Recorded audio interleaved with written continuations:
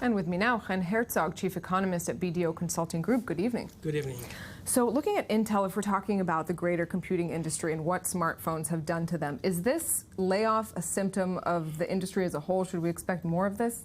Well, it's definitely a symptom of the change of the industry. Look, in 2016, PC sales are expected to decline by 10%. 10% less PCs in the world after years of declining sales. Desktops are a thing of the past. It's not a thing of the past, but we've reached saturation. Basically, we've reached saturation. We no longer need to replace our PC every 2 or 3 years. The processing power, the CPU, is no longer the bottleneck. We're looking for a better battery life. We're looking for a better communication.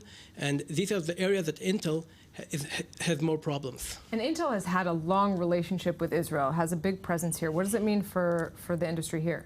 Well, it's too early to know what would be the layoffs, if any, in Israel. But no doubt a reduction of workforce in this scale, 11%, will be affected worldwide. You have to remember that Intel Israel is now upgrading its Kiryat Gat fab with over 1 billion shekel investment grant given 1.5 years ago. I don't imagine that the layoff will take place in this new facility, but in other facilities, so they're not hurting too bad.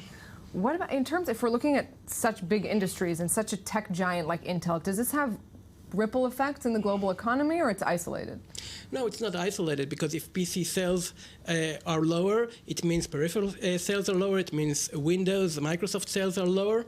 And the question that many people ask, are we going to a tech recession? Because it's not only PCs, also tablet sales declined by 10% this year. So we're doing more and more with our mobiles, and we are less reliant on new modern PCs. And as Apple said, we have to replace them every 3 years. It's great.